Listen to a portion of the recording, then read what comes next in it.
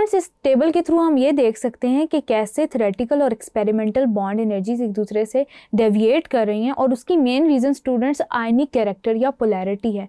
Electronegativity difference की वजह से स्टूडेंट्स शार्प गैप आ जाता है between the values that are calculated experimentally and that calculated theoretically. तो स्टूडेंट्स यहाँ पे देखते हैं कि जो फ्लोरीन की केस में, हाइड्रोजन फ्लोराइड की केस में जो कैलकुलेटेड और आपकी जो थ्योरेटिकल और एक्सपेरिमेंटल बॉन्ड एनर्जीज उनमें 274 किलो जॉल पर मोल का डिफरेंस है। स्टूडेंट्स मेनली ये डिफरेंस किस वजह से, ये डिफरेंस इस वजह से है क्योंकि इलेक्ट्रोनेगेटिविटी डिफरेंस बहुत शार्प है। बिल्कुल इसी तरह स्टूडेंट्स क्लोरीन के लिए, जैसे कि हमने अभी डिस्कस किया था, इसी तरह स्टूडेंट्स ब्रोमीन के लिए, और ये डिफरेंस कम होता चला जा रहा है। Students fluorine, chlorine, bromine, iodine के लिए जैसे ही हम आगे मूव कर रहे हैं ये डिफरेंस कम होता जा रहा है। वो इसलिए क्योंकि डिफरेंस इन इलेक्ट्रोनेगेटिविटी कम होता चला जा रहा है, जिसकी वजह से students there is a sharp decrease between the values of theoretically and experimentally calculated bond energies. Moving forward students bond length को स्टडी करते हैं कि बॉन्ड लेंथ क्या होती है। स्टूडेंट्स हमने डिस्कस किया था कि जो आपकी बॉन्ड स्ट्रेंथ है या बॉन्ड एनर्जी है वो डायरेक्टली रिलेट हो रही होती है बॉन्ड्स लेंथ के साथ। Students bond length inversely relate कर रही होती है बॉन्ड एनर्जी के साथ, यानी कि जितना ज़्यादा आपका बॉन्ड स्ट्रॉन्ग है उतनी ही ज़्यादा बॉन्ड लेंथ मॉलिक्यूल के अंदर कम होगी। बॉन्ड लेंथ को डिफाइन करते हैं, it is the distance between the nuclei of atoms that are joined by the covalent bond. इसको हम डिटर्मिन स्टूडेंट्स कैसे करते हैं, एक्सरे टेक्निक्स होती हैं उसके थ्रू करते हैं, न्यूट्रॉन डायफ्रैक्शन के थ्रू करते हैं, या माइक्रोवेव स्पेक्ट्रोस्कोपी यानी कि लाइट के अंदर आप देखते हैं, इल्यूमिनेट करके देखते हैं कि कितना डिस्टेंस है between the molecule. Half of the bond length को स्टूडेंट्स आप कोवेलेंट रेडियस कहते हैं। जैसे कि आपके पास अगर हाइड्रोजन मॉलिक्यूल है तो हाइड्रोजन मॉलिक्यूल का जो हाफ ऑफ द डिस्टेंस होगा आपस में उसे हम बोलेंगे कोवेलेंट रेडियाई, यानी कि उस कोवेलेंट रेडियाई को ऐड करके हम बना सकते हैं पूरे मॉलिक्यूल की बॉन्ड लेंथ बता सकते हैं। जैसे कि स्टूडेंट्स आपके पास कार्बन कार्बन बॉन्ड लेंथ है जो कि 1.54 एंगस्ट्रॉम है। स्टूडेंट्स एक बात याद रखिएगा कि जो बॉन्ड लेंथ के यूनिट्स हैं उनमें एंगस्ट्रॉम, मीटर, पाइकोमीटर ये सब आ जाते हैं, नैनोमीटर आ जाते हैं। यहाँ पे जो हम मेजर कर रहे हैं वो एंगस्ट्रॉम में कर रहे हैं, where 1 angstrom is equals to 10⁻⁻10 metre. तो ये स्टूडेंट्स कुछ यूनिट्स की कन्वर्जन हैं। स्टूडेंट्स कार्बन कार्बन के दरमियान जितनी बॉन्ड लेंथ है वो है 1.54 एंगस्ट्रॉम। अगर हम इसका हाफ करें तो वो 0.77 एंगस्ट्रॉम आता है, यानी कि वो कोवेलेंट रेडियस के इक्वल है। स्टूडेंट्स जब हम इन कोवेलेंट रेडियाई को आपस में ऐड करते हैं तो ये आपके पास कार्बन कार्बन की पूरी बॉन्ड लेंथ बनाते हैं।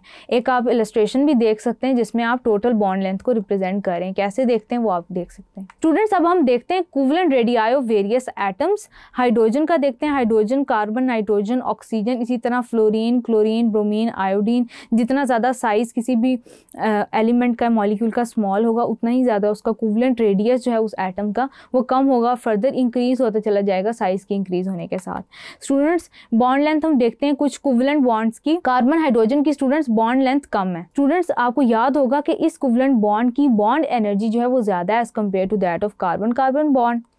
अब स्टूडेंट्स यहाँ पे bond length carbon carbon bond की ज़्यादा है as compare to that of carbon hydrogen. Then आप कार्बन ऑक्सीजन की देख सकते हैं, नाइट्रोजन की देख सकते हैं और कार्बन फ्लोरीन की देख सकते हैं कि बॉन्ड लेंथ कार्बन और फ्लोरीन की कम है। क्यों?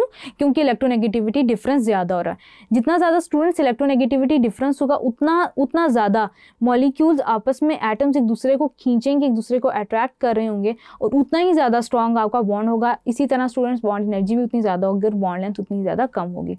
बिल्कुल इसी तरह स्टूडेंट्स आप कार्बन और ब्रोमीन का देख सकते हैं, बॉन्ड लेंथ देख सकते हैं। कार्बन और आयोडीन की बॉन्ड लेंथ इसलिए ज़्यादा है क्योंकि दोनों के साइज, क्योंकि आयोडीन का साइज बड़ा है as compare to that of bromine. इसी तरह कार्बन और क्लोरीन की, ऑक्सीजन और हाइड्रोजन और नाइट्रोजन और हाइड्रोजन की आप देख सकते हैं, ऑक्सीजन और हाइड्रोजन की बॉन्ड लेंथ कम है, नाइट्रोजन और हाइड्रोजन की थोड़ी ज़्यादा है। इसी तरह स्टूडेंट्स आपकी जो हाइब्रिडाइजेशन है वो अफेक्ट कर रही होती है बॉन्ड लेंथ को। वो कैसे अफेक्ट कर रही होती है स्टूडेंट्स?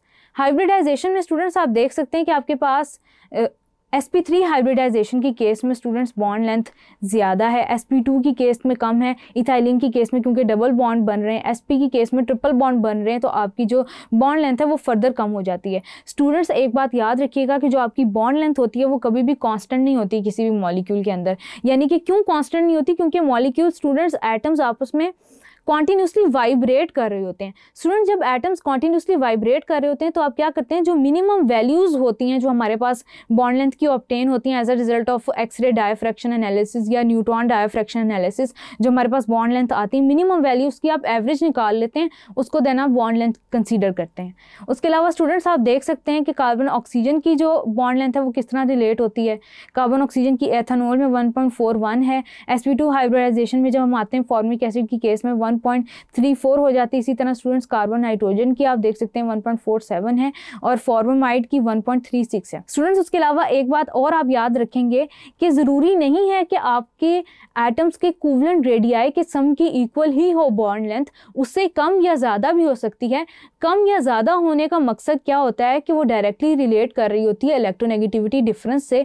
इलेक्ट्रोनेगेटिविटी डिफरेंस जब ज़्यादा होता चला जाता है तो इक्विवेलेंट रेडियाई पे डिपेंड नहीं कर रही होती आपकी बॉन्ड लेंथ, यानी कि इक्विवेलेंट रेडियाई को ऐड करके जितना आपकी बॉन्ड लेंथ बन रही होती है उससे आपकी वैल्यूज़ कम हो सकती हैं। जैसे फॉर एग्जांपल आप एग्जांपल ले सकते हैं स्टूडेंट्स, मिथाइलअमीन की एग्जांपल आप ले सकते हैं कि जो इक्विवेलेंट रेडियाई ऐड करके कोई उनकी बॉन्ड लेंथ बनती है कार्बन और नाइट्रोजन की 1.52 एंगस्ट्रॉम, लेकिन जब आप एक्सपेरिमेंटली कैलकुलेट करते हैं तो वो वैल्यू कुछ ऐसी आती है 1.47 एंगस्ट्रॉम। और वो डिफरेंस स्टूडेंट्स इसी वजह से आता है क्योंकि उनके दरमियान एक डेफिनेट इलेक्ट्रोनेगेटिविटी डिफरेंस एग्जिस्ट कर रहा होता है। इसी तरह स्टूडेंट्स आप सिंगल और ट्रिपल बॉन्ड लेंथ को देन अगेन आप देख सकते हैं कि कार्बन कार्बन सिंगल बॉन्ड की बॉन्ड लेंथ ज़्यादा as compare to that of double bond, और डबल बॉन्ड की इन अदर केस ज़्यादा as compare to that of triple bond. Triple bond की केस में सबसे कम है वैल्यूज। इसी तरह कार्बन नाइट्रोजन के केस में और कार्बन ऑक्सीजन के केस में एग्जिस्ट नहीं करता, इसलिए वैल्यू नहीं लिखी हुई। इसी तरह स्टूडेंट्स कार्बन ऑक्सीजन की केस में आप देख सकते हैं कि सिंगल बॉन्ड के लिए 1.42 वैल्यू आती है और डबल बॉन्ड के लिए ये वैल्यू कम हो जाती है।